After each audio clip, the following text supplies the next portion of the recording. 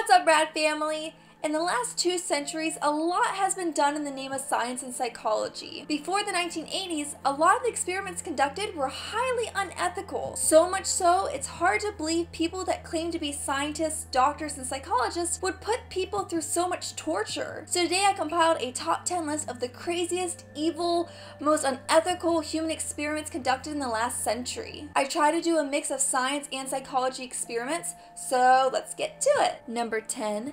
Skin hardening experiments. Dermatologist Albert Klingman used inmates of the Holmesburg prison for an experiment sponsored by the U.S. Army in the 1960s. Of course, this is the time period when the U.S. Army was so focused on making a superhuman soldier. So this study's goal was to figure out ways to harden the human skin. They theorized that hardened skin would protect soldiers from chemical warfare in the combat zone, without fully disclosing the nature of the experiment and warning the prisoners of potential side effects. Klingman applied a boatload of different creams and chemicals to the inmate's skin, but instead of the hard shell that they were looking for, all they got were burning blisters and permanent scars. After hearing what he was up to, pharmaceutical companies even started paying Klingman to use the inmates as their guinea pigs to test their products. To show just what kind of person Klingman was, he is quoted as saying, "As I arrived at the prison, all I saw were acres of skin." When what he was doing inside the prison walls got out, there was public outrage, so much so that he was forced to end his experiments early,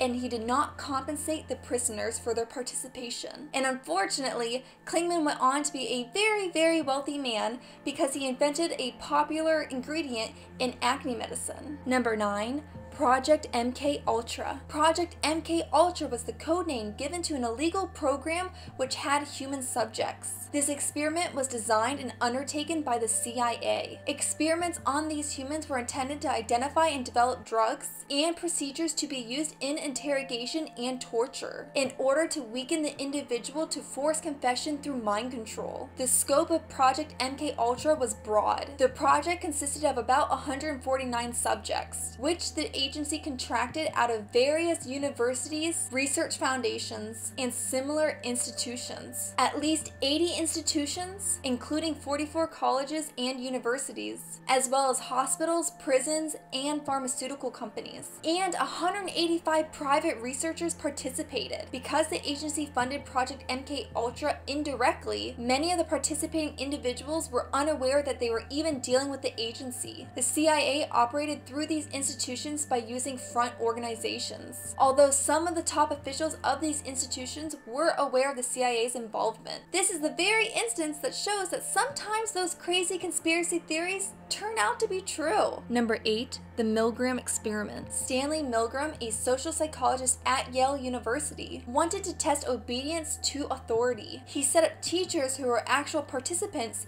and a learner who was a hired actor. The teacher was to administer a shock with increasing voltage for every question they got wrong. In reality, no one was really getting shocked.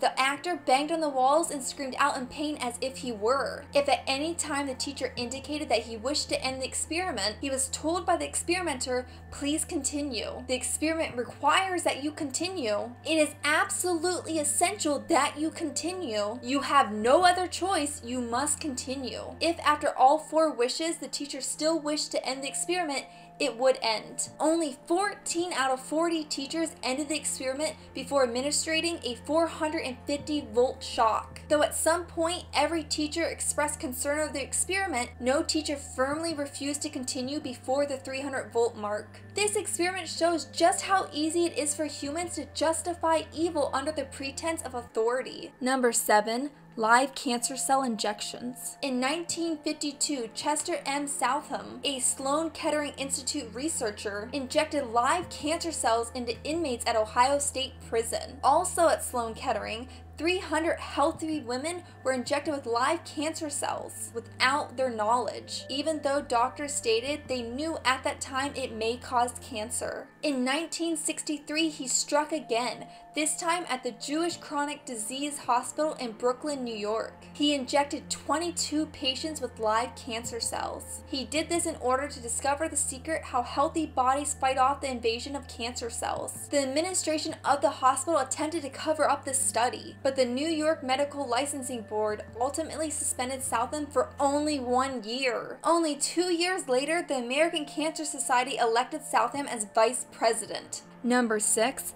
Tuskegee syphilis experiment. In 1932, the Public Health Service, working with the Tuskegee Institute, began a study to record the natural history of syphilis. The study initially involved 600 black men, 399 with syphilis and 201 without the disease. Researchers told the men that they were being treated for bad blood, a local term used to describe several ailments including syphilis. In truth, they did not receive the proper treatment in order to cure their illness. In fact, even when penicillin became the drug of choice used to cure syphilis in 1947, the researchers still did not offer it to their subjects. Although originally projected to only last 6 months, the experiment went on for over 40 years. Number 5.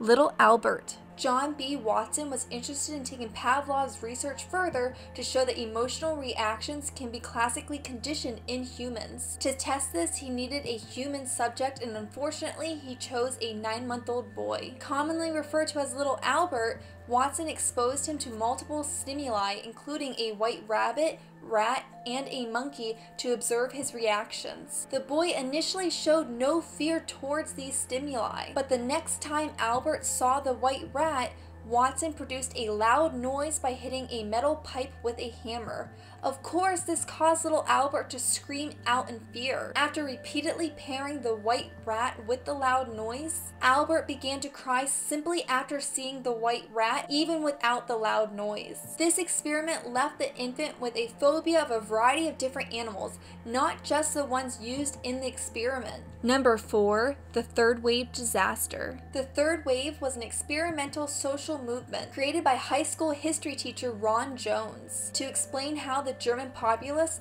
could accept the actions of the Nazi regime. Over the course of 5 days, Jones conducted a series of different exercises within his classroom, emphasizing discipline and community, intended to model certain characteristics of the Nazi movement. The movement quickly grew outside of his classroom and ended up involving hundreds of students within the school. With its rapid growth, Jones felt like the movement was spiraling out of control. The students became increasingly and frighteningly involved within the project. Their discipline and loyalty was outstanding. Students even went as far as reporting to him when other members of the movement did not abide by every single rule. Knowing something had to be done quickly, he convinced the students to attend a rally, where he claimed the announcement of the third wave presidential candidate would be televised. Upon their arrival, students were presented with a blank channel, and that's when he told the students of the true nature of this experiment. Number 3. Stanford Prison Experiment. The Stanford Prison Experiment was a study to show the psychological effects of being a prisoner or a prison guard. 24 male students out of 75 were selected to take on the randomly assigned role of either a prisoner or a prison guard in a mock prison situated in the basement of Stanford's psychology building. The participants adapted to the roles well beyond expectations, as the guards enforced extreme measures and ultimately subjected some of the prisoners to psychological torture. Many of the prisoners passively accepted the psychological abuse and, at the request of the guards, readily harassed other prisoners who attempted to stop it. Everything from paranoia fits